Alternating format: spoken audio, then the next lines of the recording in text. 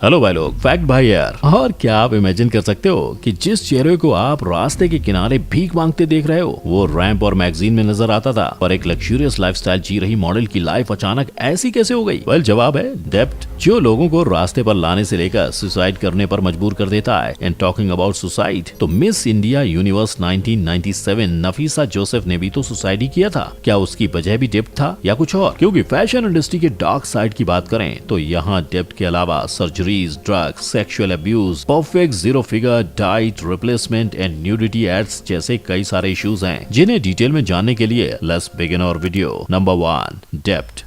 दुनिया के सामने फैशन मॉडल की ये तस्वीर क्यों रखी जाती है जानते हो? Well, so that fashion industry in तस्वीरों को आपसे छुपा सके। मॉडल बनना यानी लग्जरी होटल्स में रहना, सेलिब्रिटी से मिलना, एक्सोटिक प्लेसेस पे घूमना एंड बड़े बड़े डिजाइनर्स के कपड़े पहनना होता है। बट ये सब सिर्फ उन मॉडल्स की लाइफ होती है जो अपने पीक पे हैं, और जो मॉडल्स इस पीक तक नहीं पहुंचती उन्हें हम फॉलो ही नहीं करते, जिस वजह से हम रियलिटी और फैशन इंडस्ट्री के डार्क साइड से कोसों दूर रह जाते हैं। असल में शुरुआती दिनों में 6 मॉडल एक रूम शेयर करते हैं, और तब अगर उनमें से जिसका फैशन कैंपेन रहा तो एजेंसी उनके एकोमोडेशन, ट्रैवलिंग, फूड और मेकअप जैसे खर्चे उठाते हैं। कैंपेन मिला तो सब सही, और अगर नहीं मिला तो सारा खर्चा मॉडल्स को रीपे करना है एजेंसी को। For example, according to the French news article France 24, Clara जो बस अभी स्कूल में ही थी जब वो पेरिस फैशन वीक में गई, तब एजेंसी ने उसको कार प्रोवाइड की। पर जब क्लारा हार गई तब उसको कॉन्ट्रैक्ट के हिडन क्लॉज का पता चला। कार का पर डे कॉस्ट 428 यूरोस था, यानी विद इन अ वीक उसके सर पे 3000 यूरोस का कर्ज चढ़ चुका था। ऐसे ही कुछ केसेस इंडिया में भी सामने आए, like the famous model Geetanjali Nagpal को चढ़ते डेब्ट्स की वजह से काम मिलना बंद हुआ,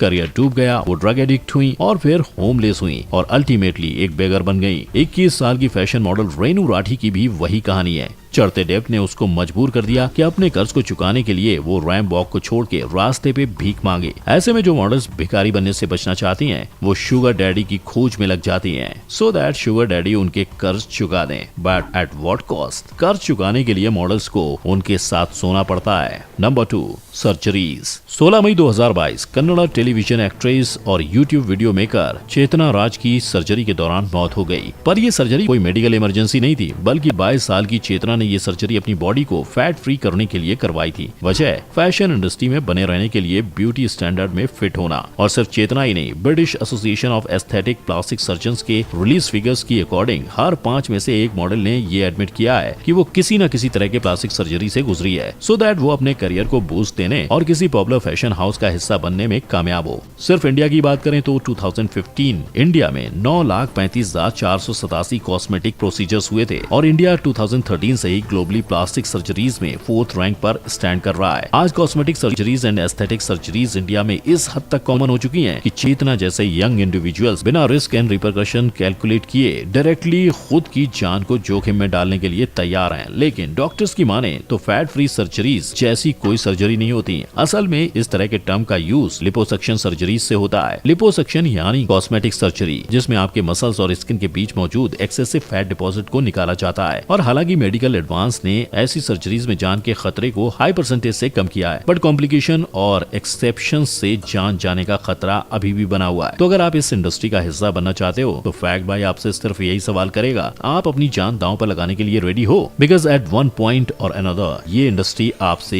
यही एक्सपेक्ट करेगी। Number 3, zero figure and diet. Fashion industry में मॉडल्स कपड़ों को नहीं चुनती, कपड़े मॉडल्स को चुनते हैं। यानी अगर XYZ आदि इत्यादि रीजंस की वजह से डिजाइनर टेलर्ड कपड़े किसी मॉडल को फिट नहीं हुए तो कपड़ों में कोई मॉडिफिकेशन नहीं होंगे, इंस्टेड मॉडल को ही रिप्लेस कर दिया जाएगा बाय अ मॉडल जो उस कपड़े में फिट हो रही हो। और इसी रिप्लेसमेंट से बचने के लिए इंडस्ट्री में हर मॉडल जीरो फिगर मेंटेन करने के लिए स्ट्रगल करती है, और इस दौरान भूख ना लगे उसके लिए डाइट पिल्स या ड्रग्स कंज्यूम करना इस इंडस्ट्री में काफी कॉमन है। इनफैक्ट 25% ऑफ द मॉडल्स खाना खाने के बाद वॉमिट कर देती हैं। कुछ मॉडल्स एप्पल टोमेटो डाइट करती हैं, and in extreme cases models cotton balls की डाइट पे उतर आती हैं, यानी जूस में कॉटन बॉल्स को डुबा के खाना, सो दैट जूस की वजह से उनको ताकत मिले और कॉटन की वजह से उनका पेट पूरे दिन भरा रहे। बट इस जीरो फिगर एंड कपड़ों में फिट होने के स्ट्रगल में 40% मॉडल्स ईटिंग डिसऑर्डर फेस कर रही हैं, जिनमें से ज्यादातर मॉडल्स बुलिमिया और एनोरेक्सिया नर्वोसा जैसे लाइफ थ्रेटनिंग डिजीज का शिकार हो चुकी हैं। इनफैक्ट बुलिमिया और एनोरेक्सिया नर्वोसा की वजह से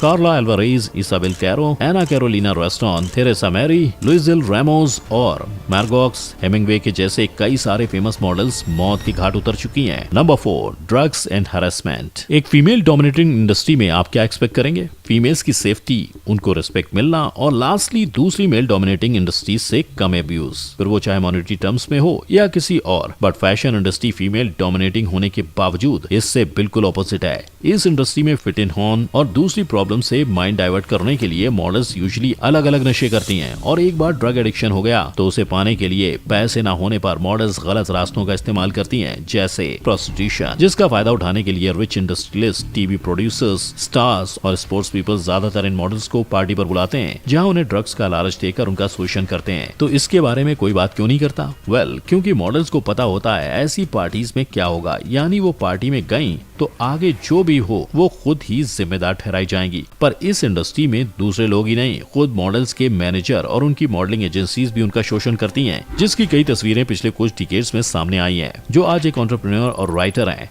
वो भी एक वक्त फैशन इंडस्ट्री का हिस्सा थी। उनके मॉडलिंग के दौरान उनके एक एजेंट ने उन्हें सेक्सुअल एक्सप्लॉइट किया था। उनका दूसरा एजेंट फीमेल्स को सेक्सुअली एक्सप्लॉइट करके उन्हें सेल करता था। और ये सिर्फ एक जी कहानी नहीं है, फीमेल डोमिनेटिंग फैशन इंडस्ट्री ऐसी लाखों जिल की कहानियों से भरी पड़ी है।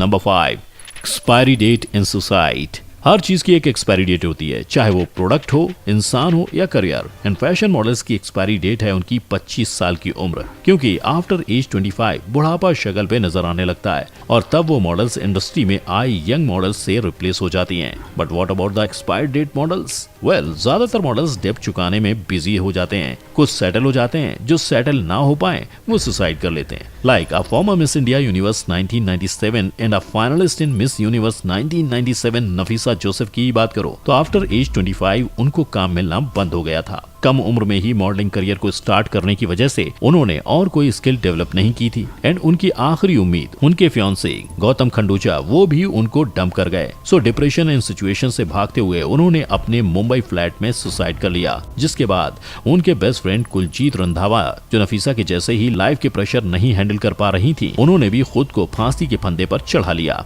यानी बात साफ है, फैशन इंडस्ट्री में मॉडल्स की शेल्फ लाइफ सिर्फ एज 25 है, जिसके बाद उनको इस इंडस्ट्री से फेंक दिया जाता है। कोई और स्किल ना होने की वजह से वो दूसरी जॉब्स नहीं कर पाती। उनके sugar daddy and wealthy mans भी उन्हें छोड़ जाते हैं। एट लास्ट या तो वो जिंदा लाश बन जाती हैं या फिर एक मुर्दा लाश। Number 6, nudity ads. Fashion industry का बस एक ही मूल मंत्र है, सेक्स सेल्स। यही वजह है कि हर प्रोडक्ट इसी आइडिया को माइंड में रखकर बेचे जाते हैं। न्यूडिटी और दूसरे मेथड्स को यूज करके ऐसे प्रोडक्ट्स बेचे जाते हैं जिनका दूर दूर तक सेक्स से कोई लेना देना भी नहीं होता। एग्जाम्पल, ये टफ शूज।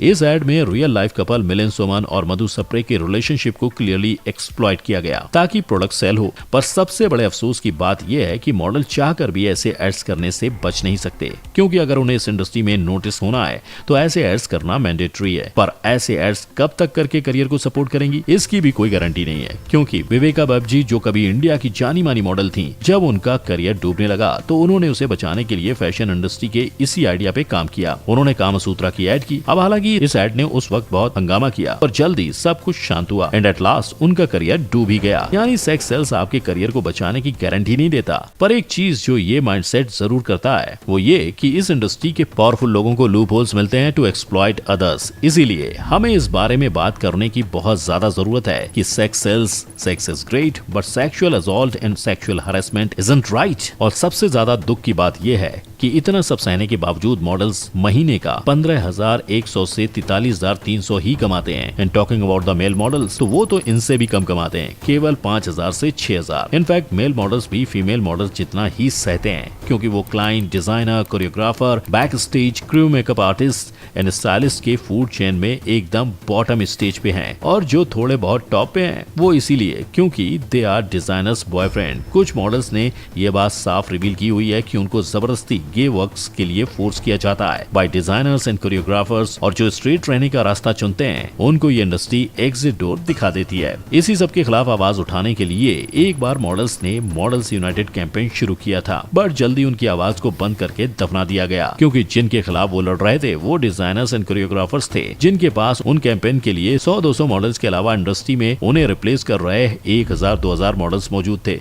सो अब आप बताओ, इस फैशन इंडस्ट्री के डार्क साइड से लड़ने का आपको कौन सा दूसरा तरीका नजर आता है? और अगर ये इंडस्ट्री इतना डार्क है तो आज भी क्यों मोस्ट ऑफ टीनेजर्स इस इंडस्ट्री में अप्लाई करना चाहते हैं? अपने व्यूज मुझे कमेंट सेक्शन में बताओ। वीडियो को लाइक, शेयर और चैनल को सब्सक्राइब कर देना। फिर मिलेंगे। जय हिंद।